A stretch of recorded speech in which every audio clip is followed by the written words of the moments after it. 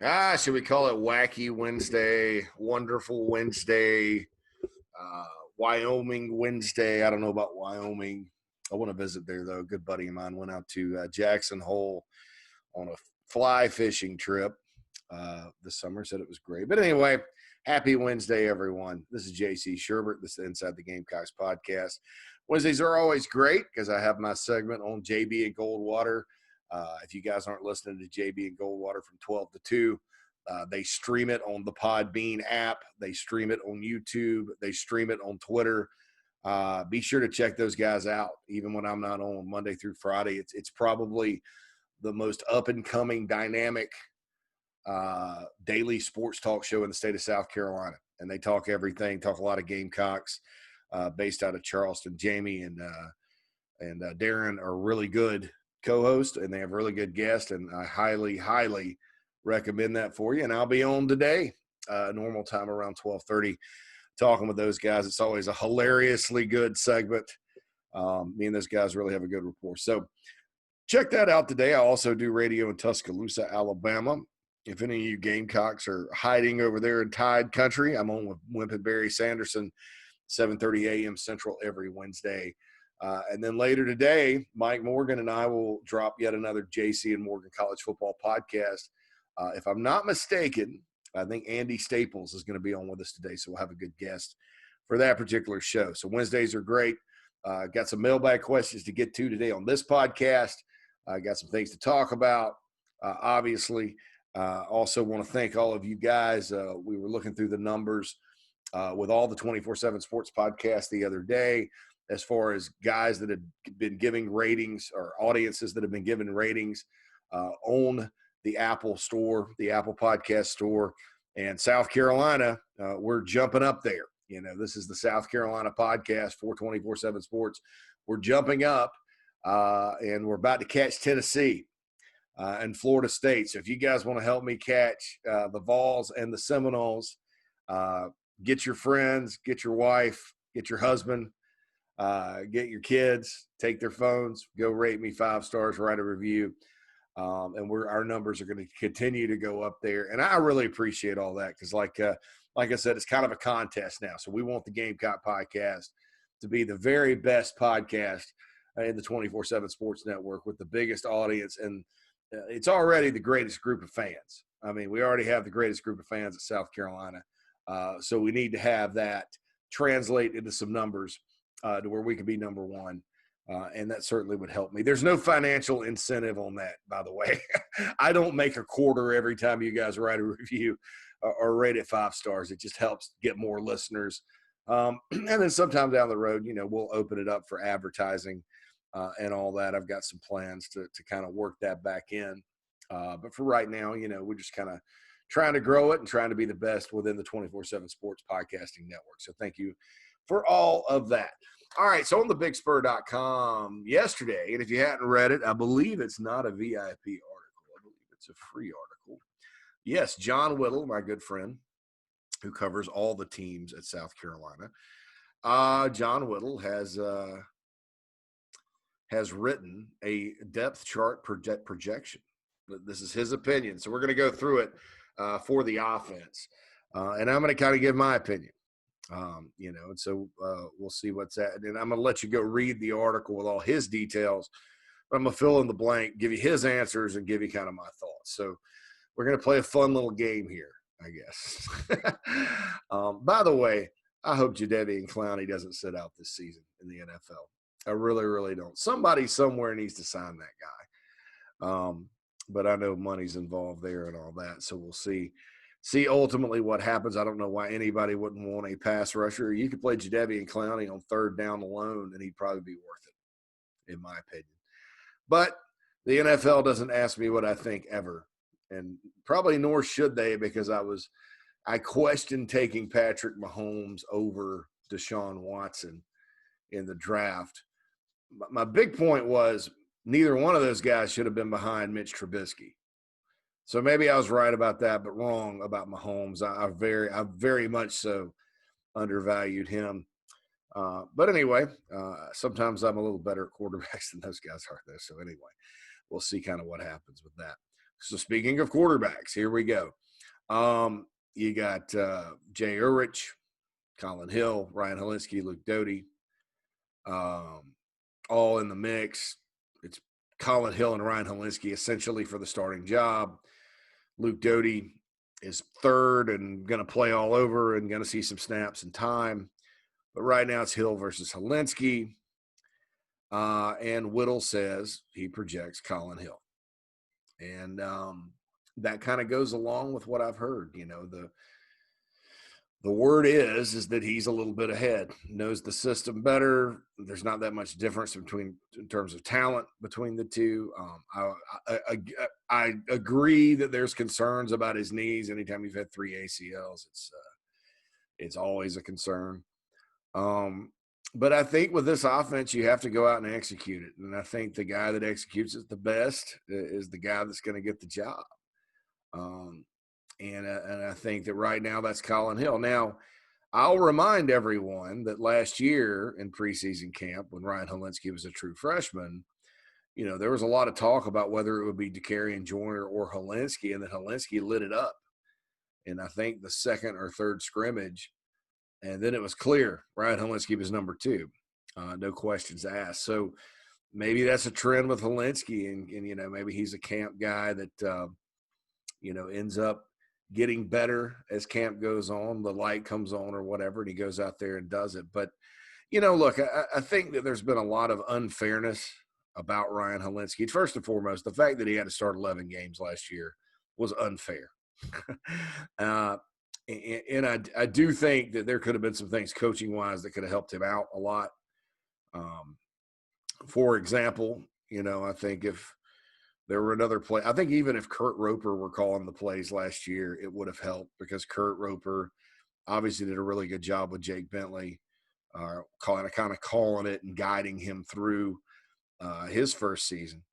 And I just don't know that McClendon knew how to handle that. You know, there's a lot of things about Brian McClendon when things were going well, and you had your starters out there and you had your guys, and you know, your offense was getting some momentum and going up and down the field. That offense worked. But then, you know, again, you'd have adjustments that were made, or you'd have a game plan that was kind of a surprise. I'll use the Virginia game as an example. In the Belk Bowl, I think Virginia schemed them up really well, because those guys can coach. And they didn't have an answer. So there were not a lot of second and third answers.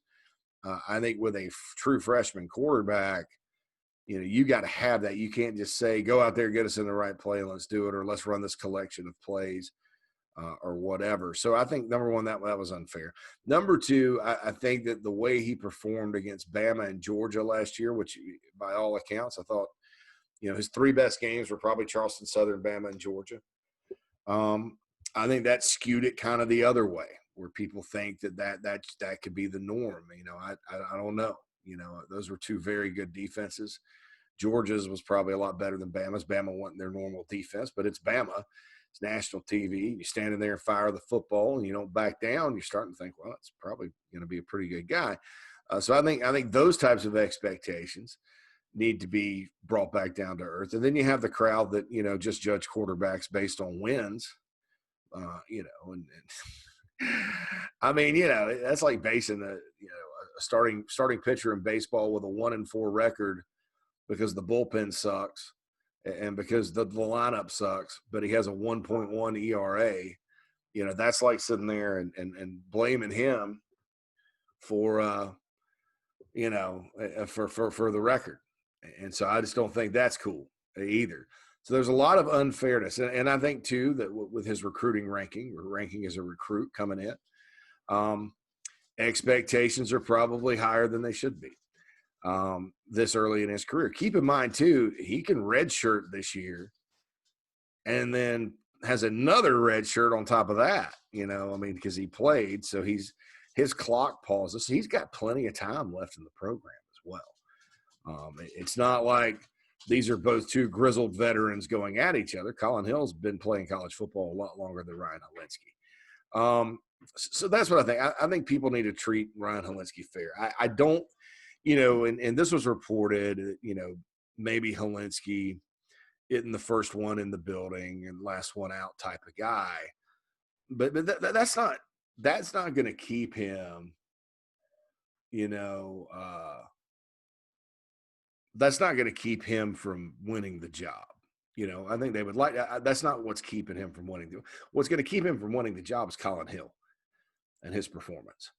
And so people, some people are talking about how people don't like Ryan Hilinski. Some people use the character question. Ryan Hilinski's beloved by all fans. Most fans, he's beloved by his teammates. He's beloved by the coaches. Let's just make that clear. There's no attitude there. And he's working extremely hard. Okay. And again, what's going to get him, the reason he's not going to win the job if he doesn't win it, because right now, again, Whittle says it's going to be Colin Hill. He's projecting that. I would project that if I had to project. I haven't projected, but if I had to project. But we got a long way to go. We got 24 days till the opener. And we're probably about 10 or 11 days away from them getting into game prep where they have to say, all right, you're our guy. So, I just, be fair to the guy. Don't latch on to everything to try to explain to yourself because you're confused because of his recruiting ranking and because you think South Carolina's beneath starting a, quarterback that was at Colorado State that's really good. Don't sit there and try to justify it and blame it on him in terms of some kind of character flaw. Is it true that maybe he's been doing a lot of different things and involved in a lot of different things? Yeah.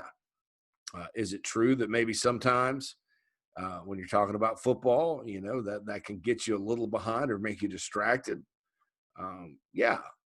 Is that really the case and why he's not going to win the job if he doesn't? No. He's not going to win the job because Colin Hill is going to beat him out. If that ends up being the case, Ryan Hilinski could beat Colin Hill out.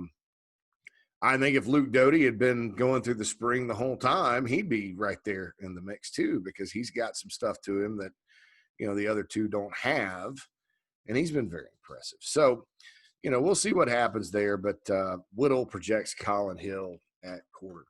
So running back, you got Rashad Amos, Deshaun Fenwick, Kevin Harris, Zaquandre White. And there goes my dog again, and I just can't believe that, that happens every morning. So they got those four. Those are the fearsome foursome, so to speak there. Whittle projects Deshaun Fenwick. Fenwick's had a really good, awesome, really, for him.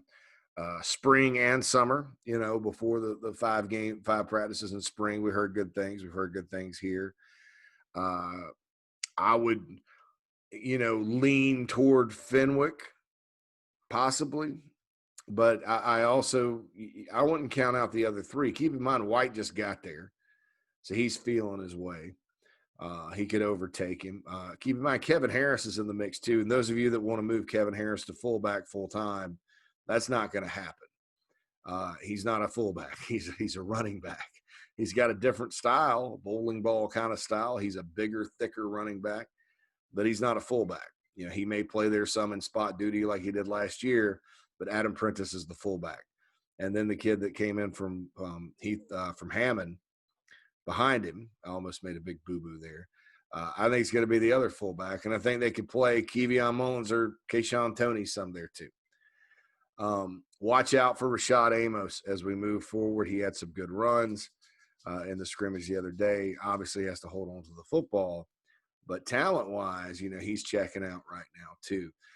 So I'll agree with Whittle yet again on Fenwick, because it's probably going to be a situation if the scrimmages continue to go well for him and practice goes well for him, where he's going to have earned the first carries. But I think they're all going to play. Some will get more carries than others, but we'll see kind of what happens there. I would say Fenwick. I would lean Fenwick right now. Obviously, if Marshawn Lloyd hadn't gotten hurt, he was going to be the guy. And Whittle's got Zaquandre White listed as the backup. I would probably say initially Kevin Harris would be the first guy off the bench. But you don't know. I mean, all of a sudden White may bounce up and be the guy. So you just don't know. So we'll see kind of what happens there. I think that that's certainly going to be an interesting spot. Now, wide receiver is a spot where I've been talking about this here on the podcast. And Whittle's top 6 backs up my top 6. You got Jalen Brooks if he's cleared, Xavier Legette, Shi Smith. That's a good wide receiving core. Xavier Legette, as an athlete, we'll see how he plays at receiver. He's big, and he's super fast. Shi Smith is not that big, but he's very fast. Jalen Brooks is 6'3", 190, and fast enough. Those are 3 guys that can make plays. So then you look at the top 3 and you're cooking with grease, and then you look behind them, you got DeCarry Joyner, who I think is going to be a big part of the offense this year and is a good playmaker and a great athlete. Luke Doty, who they've been talking about, and then Rico Powers, the stud freshman. Josh Vann would be probably your 7th guy. And then probably like your Renriquez Davises and or Trey Smiths kind of behind them. Maybe Van does not get over or Trey if he comes back or Renriquez Davis. But I think that, you've heard some good things from Muschamp about Van. The guy needs to quit dropping passes. I think he led the SEC in drops last year. But going back and watching some of the plays he made on film, last year, that if he hadn't gotten hurt, he may have still been coming on. I mean, you just don't know. I thought in 2018, and this just kind of goes to show you how much that bowl, the freaking Belk Bowl, sticks in people's minds. If you think back to his freshman year, Josh Vann was, the 4th, 5th guy, but he was coming along, caught a touchdown at Ole Miss, had a couple of other good grabs, was a freshman, didn't have the luxury of going through the offseason, the season before. And then he gets to the Belk Bowl, and, Carolina's got some momentum on offense, and then he's wide open. Jake Bentley hits him in the hands, and he drops it. And everybody remembers that the entire offseason. And then he had the drops last year. So if he can quit having the drops, I think he can be a productive guy. And again, you're talking about him right now being the 7th guy. So, that's pretty good. And he may move up some because he is experienced. Tight end, I don't think there's any question that there goes my dog again. I just wish people would – goodness gracious. Apologize for that, folks. I don't think there's any question Nick Muse is the guy. I don't know who's going to play behind him. Will register right now. Kevion Mullins is going to be a guy that plays some in what they call, I think, the C area is what he calls it, Muschamp. They're going to split him out and get him in some pass patterns, take advantage of his athleticism. But, there's a lot for him to learn. And this is a position right now that I think as a whole, because you have Jaheim Bell hurt, Eric Shaw just now started practicing, Will Register hasn't played a whole lot. Nick Muse is coming off an ACL. They like Keyshawn Toney kind of as a jack of all trades, special teams guy. You're kind of looking at, a lot of bodies, but maybe not a lot of answers behind Nick Muse. Patrick Reedy is a walk-on that I've heard good things about as well, and I would throw him in the mix, kind of like he's like, and I think he went to the same high school that Jacob August did. But he's the next Jacob August, is the big old 6'7" walk-on tight end types. Carolina seems to get those out of Cardinal Newman, no doubt. So keep an eye on him when we're talking about the tight end position. But, boy, Nick Muse staying healthy is very key for that spot. Otherwise, I don't know. It's going to get interesting. And I'm sure they'll still use Chandler Farrell some as a blocker, even though he's playing some D-tackle right now. Offensive tackle, easy here, Justin Turrentine, who's been a guy they've penciled in as a starter since he got there. I had some questions about him coming out of JUCO. Is he going to be ready without spring practice? Well, he's ready.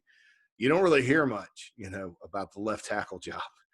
And then Dylan Wanham, of course, is an all-SEC freshman type guy when he was in. And, he was hurt some last year. That hurt the Gamecocks on offense. And then behind them, you got Ja'Kai Moore and Jalen Nichols, who I think last year when they played pretty well. I think they're still coming on and developing. Those guys are going to all benefit from the red shirt situation. So we'll see what happens. But I think really for the first time since Eric Wolford came back, you got a good, quadrant of tackles right there. You got 4 guys that I think could step in and do a good job. And I think the future's bright for Moore and Nichols in particular. So agree with Whittle there. There's really not a disagreement. Well, there may be on defense, but offense, I don't think there's a lot of disagreement. Sedarius Hutcherson, Jovan Gwynn projected as the starting guards. Obviously, Jordan Rhodes was held out. Whittle has backup to be determined. I know they're working Hank Manos and Vincent Murphy some, who are the backup centers right now at guard. They really like true freshman Vershawn Lee. I don't know how much he'll play. Will Rogers is there. They like Wyatt Campbell. So Wyatt Campbell could be a guy that's kind of the backup. Usually on the offensive line, though, if somebody gets hurt, they shift. They shift rather than just promote. And I think that's good. Now, I don't know if they'll do that at tackle this year because they got 2 pretty good backups that have experience, but, they shift rather than promote. So we'll see if we have an injury that we have to analyze on the inside of the offensive line. It'll be interesting to see who picks it up. But I would guess if you were just sketching out a 2 deep, probably Wyatt Campbell will be listed as the backup at one guard, and then one of the backup centers would be listed as the backup of the other, maybe Murphy or probably Vincent Murphy, in my opinion. Eric Douglas obviously is taking the starting center job. This is the last position we're going to go through. I think he's a better center than he is at other positions. He's a 4th-year guy.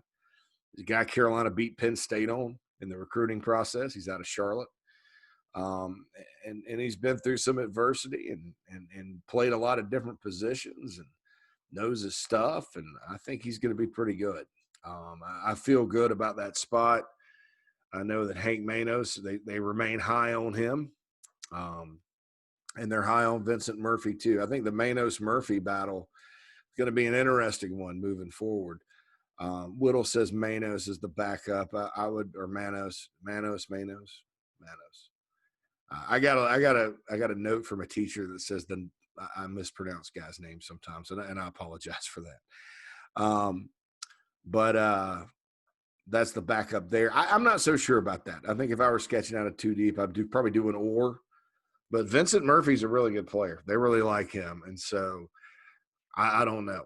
Right now, probably say Manos, but it'd probably be an or, and then I'd have Murphy at one of the backups of guard.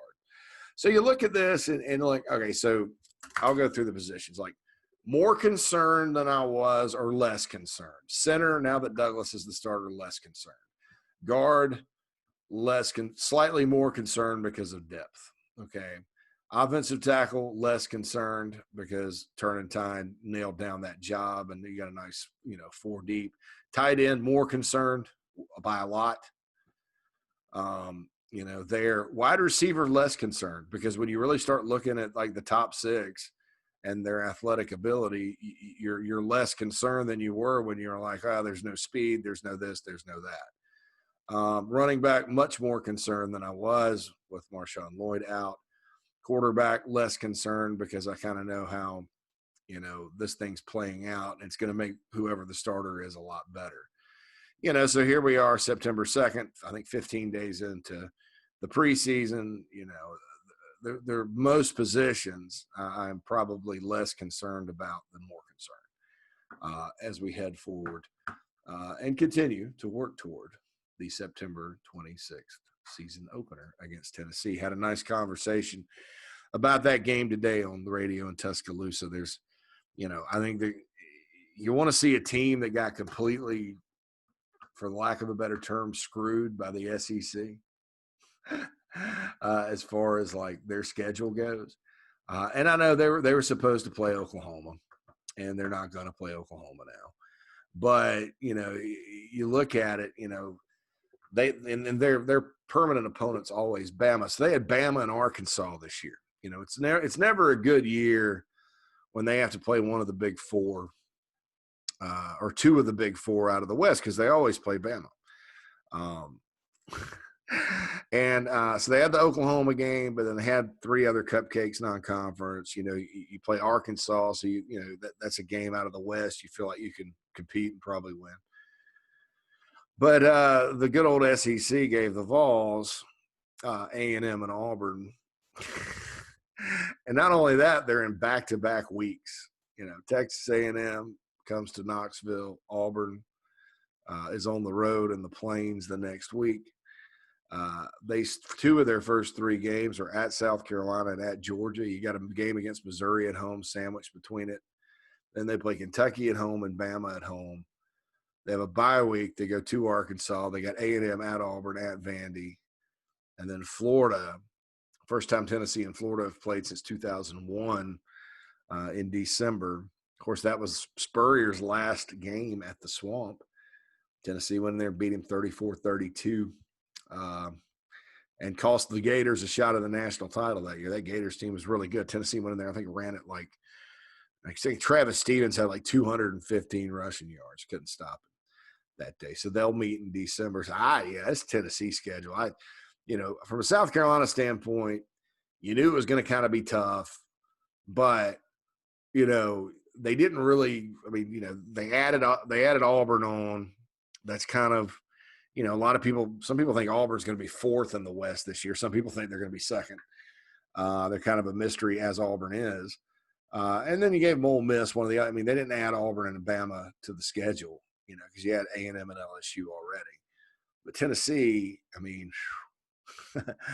honestly, people want to talk about who's going to finish fourth in the West. If LSU keeps losing players, they could slip below the other three. Without question. I'm not sold on Miles Brennan now that he doesn't have Jamar Chase. And it's I don't want to say sad, because everybody in life has to do what's best for them. But there are agents lurking around some of these programs that have big time guys. And they're here. Why play? Why play? Beat yourself up. You can come train. You get money. Protect yourself, all that. I personally think it should be a family decision that people make, and I think that agents are there to make themselves money. But I think, I'm not faulting anybody for opting out.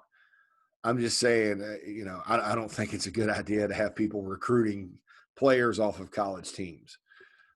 LSU will survive, don't get me wrong, but they still got really good players. But, they're not Bama loaded, folks. There's one Bama, and after them, probably Ohio State, and after them, probably Clemson or Georgia, as far as the teams that can kind of have enough quality depth to do it. In Georgia, that would be strictly on defense. And Clemson, they stay injury-free most of the time. So you really don't know what their depth looks like unless, they're playing Wake Forest and they got 70 on the board. By the way, Wake Forest, Clemson's opening opponent, it's an ABC primetime game in Winston-Salem in front of no fans. I think Kirk Herbstreit and Chris Fowler are going to Grove Stadium to call that game with no fans allowed in the stands. And Clemson playing Wake. Wake, according to the 24/7 Sports Power Rankings, 15th out of the 15 teams in the ACC. I think Wake has a heck of a coach, as far as how he's done at Wake. But I wouldn't expect any surprises on that. In fact, you turn it on at 7:30, I think by the time 8:15 gets there, it's going to be over. But, stranger things have happened. But that's going to be weird because I think Kirk and Fowler are doing the ABC primetime game, and that is the ABC primetime game. So you're going to have Kirk Herbstreit, Chris Fowler, the crew there in Winston-Salem in front of no fans.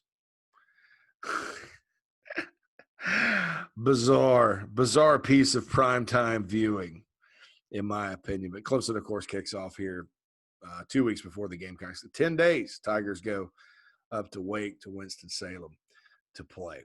So anyway, got off kind of track there talking about other teams, but it's fun to talk about other teams and fun to talk about matchups and all that. I'm sure you guys didn't mind. If you want to hear more about the Gamecocks and other teams, listen to the JC and Morgan College Football Podcast. All right, mailbag questions. And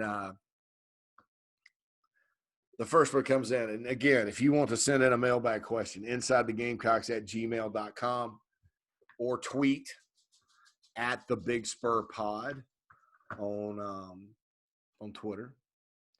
And we'll answer all of them. In fact, go follow at the Big Spur Pod because that's a pretty good Twitter account. You get all our episodes there.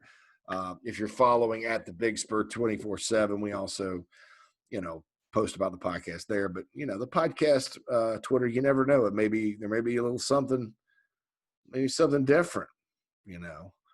A little something different that we can all enjoy if you're a Twitter follower. So go follow that. All right, pod question. That's the name of the email, pod question. These are pod questions. No, mailbag question. All right, this one comes in from Preston. Hey, man, love the show. Would like to ask, what do you think the reason is for Muschamp not to be able to land any high-profile all-SEC-type linebackers or safeties? Definitely think it's our weakest spot every single year. Thanks, man. It's to be determined. I mean, as far as, linebacker goes, they inherited Sky Moore. TJ Brunson was not an all-SEC guy, but he was an NFL draft pick. I think Ernest Jones is, a really good player. Is he an all-SEC? Could be. I mean, he's hurt right now, which stinks. So I wouldn't say they hadn't been able to land any. I would say that depth there is always kind of an issue. And they don't, you don't have linebackers after linebackers after linebackers. And I'll get to safety in a second. Now I'll say this. You want to talk about high-profile guys that come in from the recruiting process that you say, yeah, those guys can be pretty good. Number one, Rosendo Lewis, who hadn't been healthy, still could be that type of guy. Brad Johnson's playing the Sam linebacker this year, and I know he's kind of been seen more as an end or a buck, but people are talking really good about him. He was a four-star guy coming out. And then Muhammad Kaba, 6'2", 227 pounds, really going to push for time at the will. They've been very pleased with him. Four-star guy, top, 150 guy in the country. So there's a guy like that. And then, you kind of look at this recruiting class, you have for 2021, as far as just the numbers or the rankings go, you've got a four-star guy in Ternelius Tatum, and then Bryce Steele, who probably should be a four-star guy, both at linebacker, and then they're recruiting some more. So they've missed on some guys, the Hopper guy that actually is playing more safety type stuff now at Florida. That would have been a nice match. Everybody talks about Channing Tyndall. He hadn't really done all that much at Georgia, and I don't know that he'd be starting at South Carolina, maybe at the will. Jamar Brown, and there's talk out there he may have banged himself up. He put something up on Instagram that makes people believe that. We're still efforting that information. Jamar Brown's going to be a really good player, and it may just be a hybrid safety or whatever. But could they do better at linebacker? Probably. Recruiting, but things are not that bad. It's just that, a couple of years ago, linebacker was, because Sherrod Green struggled so much. And then, Brunson was kind of the only guy out there, that type of thing. But Ernest Jones has been really good. He had an excellent season last year. I know he didn't have the recruiting hype. They beat Duke on him. But he's a really good player. He's probably going to be in the NFL. I thought Sherrod Green came a long way last year. Needs to continue to come. You got Muhammad Kaba behind him.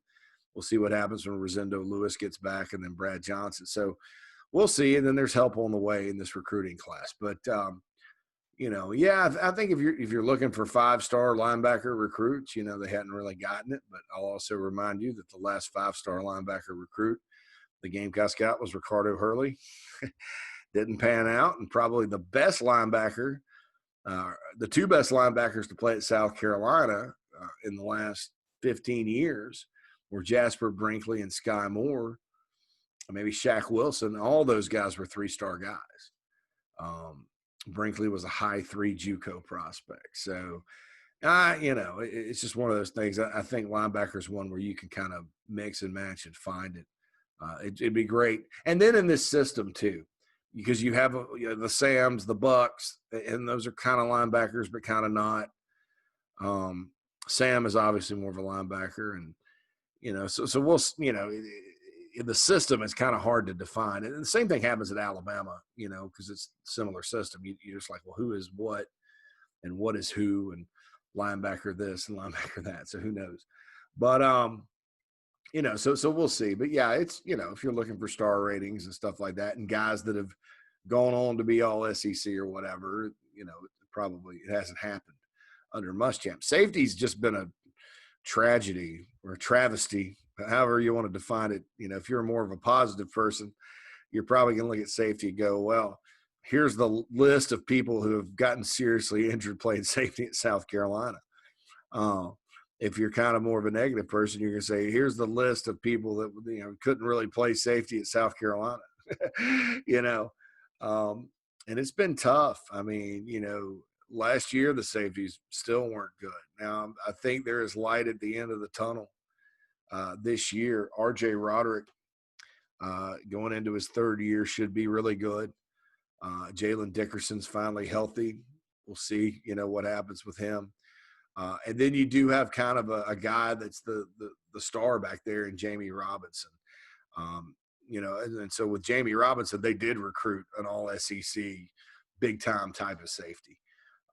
He's a guy that's going to be really, really good. Played really well as a true freshman beyond his years. Could be the team's punt returner. Just a baller. Likes to play ball. They need to have somebody step up beside him. Now, whether that's, R.J. Roderick, or whether that's Jamar Brown, who kind of slid back there, and Jamar could play that position, or whether that's Jalen Dickerson. I think in certain packages they're going to slide Mukwamu over, but that's only in certain packages. That's kind of like the Kevin Harris to fullback thing. He's not a full-time safety; he's a corner.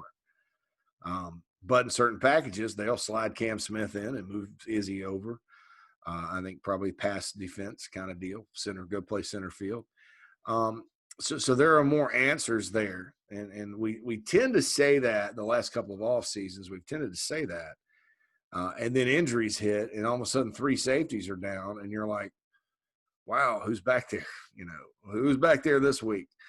And there were some misses in recruiting early on and things of that nature. And it has been, unlike linebacker, where I think they've recruited kind of to their standard, kind of with what's out. They've gotten guys that they've needed, and they haven't been awful at that position. With the exception of, here and there. Of course, sometimes the linebackers look awful, and it's your defensive line that's getting pushed around and all that. I think safety has been one where you can go, why? Why aren't there – safety is not a very difficult position to recruit within South Carolina's footprint. There are a lot of good ones. I think part of it's been misses in recruiting. A lot of it's been injury. And a lot of it's been, like, I think 2 guys back there that, have assignment bust based on the mental aspect of it because they're not ready to really go play. And I think that's just part of it. The system South Carolina has on defense puts a lot on its safeties. And unfortunately, that's been where there's been a lot of personnel issues. So we'll see. We'll see kind of how it all pans out at safety. If you're talking about recruiting moving forward, I think potentially, all right, if Simeon Price, who is a commit in this class and plays safety, he and Jaden Johnson could be a hell of a pair of safeties. Go look at their film. I think they're both guys that are, steals. Jaden Johnson, 6'2", 200 out of Cedartown, Georgia. Simeon Price, 6 feet, 204 pounds out of West Florida Tech in Pensacola. Those guys both, I think, you want to talk about who could be a big-time safety moving forward. Those two guys. Definitely. So, the future's probably bright. But, again, they got to get there. They got to develop. They got to avoid injury. They got to do it. So we'll see kind of what happens. I think improved safety plays the key to the defense this year, along with depth on the defensive line. I think they have to have that. There's no question they have to have that. Thank you, Preston, for your question. I appreciate it. All right. James emails in. InsideTheGamecocks@gmail.com is the email. What would you say is the biggest one play in Carolina history that changes the direction of the program in a positive way and a negative way? All right. So the one thing that would have changed the direction of the Carolina program, I think, were the 2 years where they had the best shot, like a clear path. But when I say the best shot, because I was talking to my good buddy Keith Allsup about this, and we brought up, we were talking about Carolina, and we were talking about when could they have won a national title. And he brought up 1980 and the loss at Georgia in November, and then they kind of spiraled down for the rest of the year. And there's a lot of what ifs there, and they did spiral down, and they could have been in the mix in 80 had they gone in there and beaten the Dogs. The Dogs won the national title. I think because that team finished 8-4, I will say that's probably the third best shot, unless there was some year back in the 30s or whatever. Knowing the history of Carolina football, there's probably some year way back when where they had to forfeit some games, or the Rose Bowl invited them or something, and they were like, no, we're not going, or something like that. I don't know.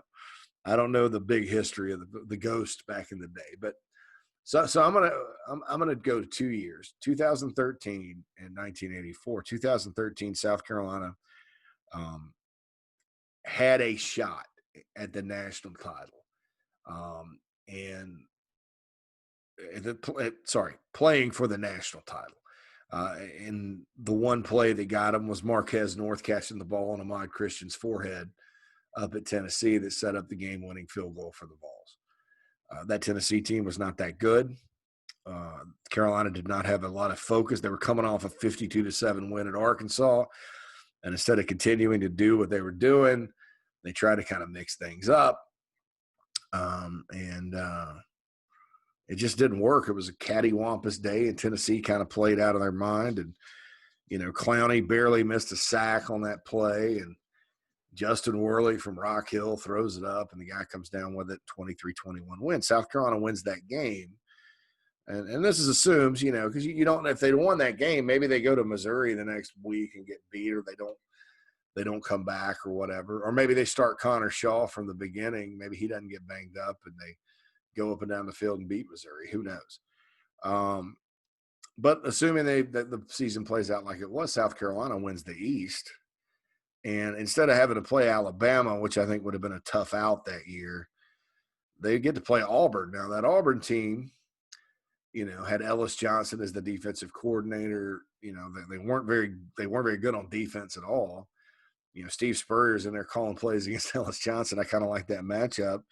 And who's to say that defense, though it wasn't the best defense, and the 2013 was not a dominant defense, but they still did have Clowney. And by the time the season, was coming to an end, that defense was playing pretty well. Who's to say they don't get to shoot out and beat Auburn? Then Michigan State upsets Ohio State and puts the SEC champion, the one-loss SEC champion, into the Rose Bowl. And all of a sudden, you're talking about Steve Spurrier going against the hated Florida State team he hates, Florida State, in the Rose Bowl for the national championship. Now, how awesome would that have been for South Carolina football? I also think even if you lose to Auburn and you know, maybe it's close and you're a play away from playing for it, that second appearance in the SEC championship game, I think also helps the direction of the program. As it stood, you're just back to the Citrus Bowl. And you beat Clemson 5 years in a row. Whoop-dee. Clemson actually got more positive publicity out of that postseason because they went to the Orange Bowl, and then they knocked off Ohio State. Ohio State Orange Bowl. So I think that changes the direction of the program in a positive way. Had Ahmad Christian broken up that ball, or had it been incomplete, or whatever. All right, so change the direction of the program in a negative way. I'm going to say, you know, what if, you know, what if in 84, and I'll go back to 84. What if the Clemson defensive back steps in front of or closes the deal on the Mike Hold pass in the 22-21 win at Death Valley that snapped a streak? You know, it's 21-15 Clemson at the time. I know his name. I just can't think of it right now. He steps in front of it. He goes in for a pick six. Clemson wins by double digits. All of a sudden, you were 10-0 or 9-0, and then you lost by double digits at Clemson and at Navy. You couldn't beat your arch rival. Probably lose the Gator Bowl again. You know, then I don't think, you know, I think that negatively impacts those coming seasons in 87 and then halfway through 88, where Carolina was really making noise, you know, on the national stage. The 80s were important to kind of lay groundwork because I think they did just enough to where the SEC, when they went looking, they weren't really, you know, once Florida State turned them down, they weren't really looking for a powerhouse. They were like, well, you know, we want a team that kind of looks like a powerhouse, but they're not, you know. Vince Dooley had a good idea there, and he pushed for Carolina to get in. So you know, that Clemson game does not go Carolina's way in 84, even though they were out of the national title hunt at the time, you know, and it's just kind of a 9-2, 9-3-ish type of season. Nobody's talking about the black magic here. People are kind of disgusted with the way it ends.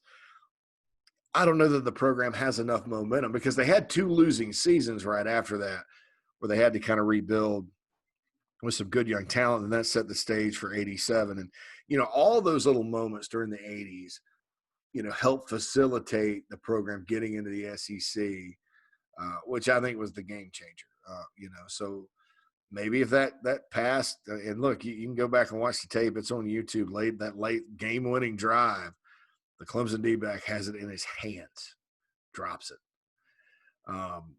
And so I think that would have been very, very negative because that win was just so big, you know, coming off that disgusting Navy loss back in 84.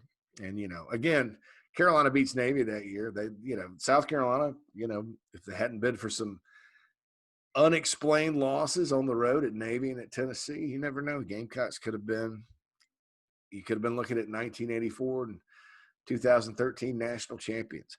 I don't know how the Gamecocks would have matched up against that Jameis Winston Florida State team. I do know Auburn gave them all they wanted.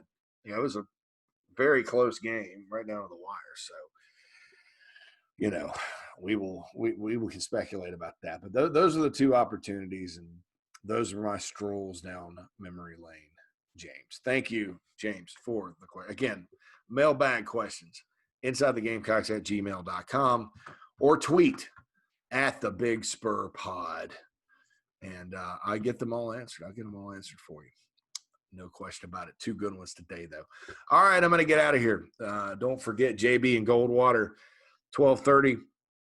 Then look for the JC and Morgan College Football Podcast. Andy Staples is on with us today. We're going to talk a little football with Andy, Mike, and myself.